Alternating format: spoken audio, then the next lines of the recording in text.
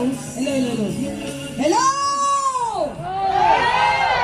Narinig ba ninyo ako? Kailangan marinig ang boses ko mula hulo hanggang apare! Okay ba kayo dyan? Okay! So, unang-una, medyo konti na kasi boses ko natitira. Nagmula pa doon sa bata sa pambansa, hanggang doon sa Liwasang Bonifacio, hanggang doon sa Mendiola. Kaya, iibahin ko naman ang aking mensahe ngayong gabi. Okay? Okay! Today is a gift to each and every one of us. Bakit nabanggit ko yun at nasabi? Dahil tonight is not an accident. Kaya nandito tayong lahat.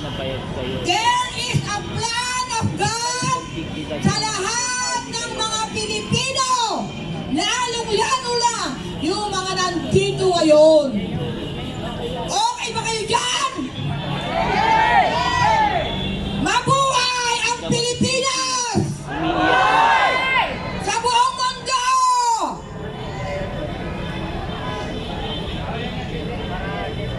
Ang Pilipinas ay nag-umpisa pa sa paghahari ng mga Espanyol sa loob ng 377 years. Nabanggit kanina nung isang nagsalita rito na hindi nakukuha yan sa dami. Hindi nakukuha yan sa quantity. Aalis dito. Nakukuha yan sa quality. Bakit? Manood lang. Sino bang lumaban sa 377 years sa mga Spaniards? Isang tao lamang. Sino siya? Si Dr. Jose Rizal. Alam ba ninyo yan, mga kabataan? Kasi pinagkait na sa inyo yung istorya na yon. Dahil wala na yun sa curriculum ng DepEd. May utak pala yun. Okay ba kayo dyan? Alam niya dagdag yun. Si Jose Rizal ay lumaban para makalaya tayo sa mga Spaniards. Bobo yung mga... At binili tayo ng Amerika sa loob ng 48 years. Nagpagsakop ng ating Amerika, nagkaroon ng Treaty of Paris. Na ngayon, yun na ang ating hinaharap na problema. Bakit? Bakit ko nabanggit yun? Dahil yung Treaty of Paris ay meron lamang visa na 80 taon. At ito ay matatapos sa susunod na 2026. Ang mga... Alam niyo naman ang Amerika, di ba? Mga talunan. Na? Nagkaroon nga tayo ng kalayaan. Noong July 4, 1946. Pero, hindi tayo nagkaroon ng tunay na kalayaan dahil pinapakialaman pa rin tayo. Magmula ng mga panahon na yon. Kaya lahat ng Pangulo na iniluklok natin na hindi sumasang-ayon sa kagustuhan ng Amerika ay ipinapagsak nila katulad ng ating Pangulo na si President Rodrigo Roa Duterte. Kaya yun ang problema natin ng mga Pilipino. Dahil tayo Hilario, manood, ay mag-like. nagpudol noong 2022 ni Bongbong Marcos. Isa ba kayo sa nabudol? Isa ko sa nabudol. Kaya nandito ko ngayon para bawiin ko. Bawiin ko marinig mula Pilipinas at sa buong mundo na si Bongbong Marcos na pinili natin maging Pangulo ay hindi siya karapat-dapat na maging Pangulo ng bansang Pilipinas. Bakit?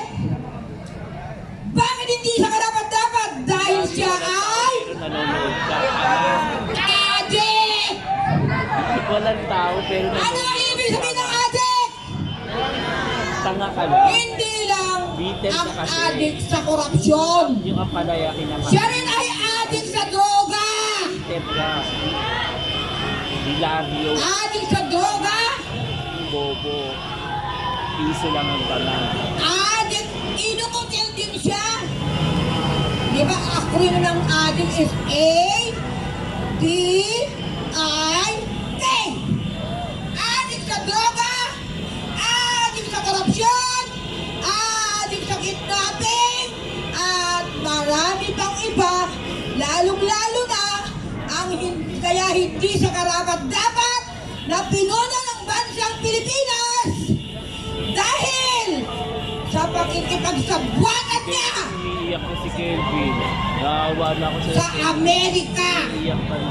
na kung saan hindi ba nyo alam ng Amerika noong October 2, 2025 taong kasalukuyan, bagsak ang kanilang economy. Kelvin, baka itsura mo, demonyo. So yon ang dahilan Kita kayo. kung bakit Kaya ikaw, nag-i-interest sila na Nan ka, wala ka sa iyo. maipasa uli o pumayag si Bongbong Marcos para ma-extend Hindi mo ako yung Treaty of Paris na magtatapos sa susunod na taon. At alam ba ninyo, magmula nung umupo si Bongbong Marcos noong 2022 dahil sa pakikipagsabwatan niya sa Amerika, dumami na ang bases natin sa Kaya Pilipinas. nga huwag kang aalis dito. Nag-umpisa sila maglagay sa Kalayaan Island. Sinasabi ko paulit-ulit yung mga troll Kung noong army. 1998, pinalaya sila dito, naiwan na yung Subic, naiwan na yung Clark, naiwan na yung Cavite. Ngayon, halos 35 beses na Kasi Larry, meron sila may dito. utang kahit konti. Dahil Thank papayag ba tayong mga Pilipino na mangyari yung nangyari katulad ng Ukraine? Aalis dito. Kailangan ka namin. Papayag ba kayo Kailangan namin ng ano, na milyong-milyong Ukrainian ang namatay? yung mga Hindi kayo papayag!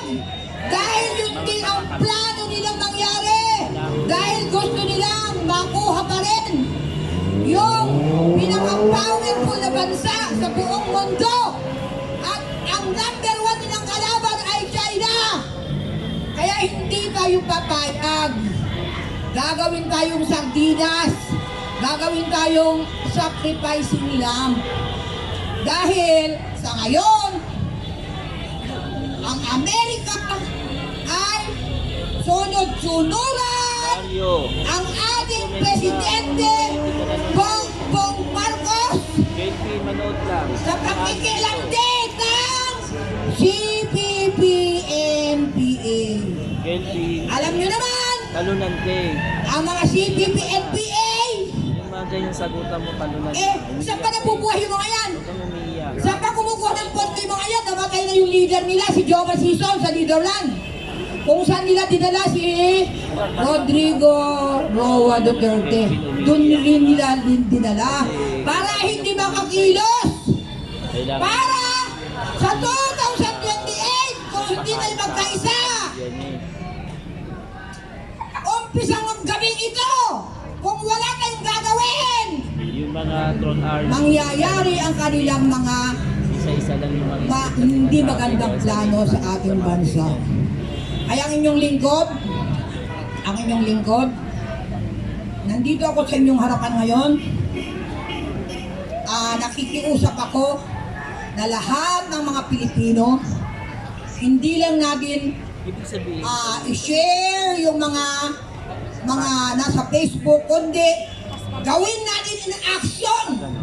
Huwag natin panghinayangan yung oras Nasa na Islam nandito tayo. Dahil ito ay maririnig. Ang prayer ko dyan ay isa lang naman eh. Ang problema natin, hindi maraming tao. Isang tao lang problema natin. Yung puno! Kung baka sa puno, dapat putulin! huwag kang iiyak. Dahil yung puno namunga masamang sanga at namunga ng maraming bunga. Kaya yun ang resulta ng ating dinadanas ngayon dito sa bansang Pilipinas. Hindi lang korupsyon ng flood control. Lahat ng klase. Pumunta kayo doon sa sa immigration. Nandiyan ang manufacturing ng pera. Pumunta kayo sa Westcom. Nandiyan din ang manufacturing ng pera. Pero lahat ng ginagawa nila ay hindi ayon sa kapakanan, lalong-lalong na ang mga mahihirap na mga Pilipino dito sa bansang Pilipinas.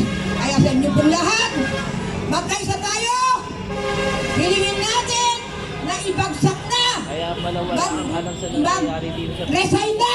Hindi, nasa ibang Kung hindi man mag-resign yung Pangulo natin, Dami-dami na sinasabi. na ang sabi ko dyan, ang acronym dyan, adik. Adik sa droga, adik sa kapangyarihan, inutil! At kidnapping! Panasaitan. At lahat na ng Wala kang masasamang alam sa nangyayari. mga gawain ng isang Pangulo dito sa bansang Pilipinas. Maraming salamat! Sabi ng kabalit. At magbuhay tayong lahat mga Pilipino.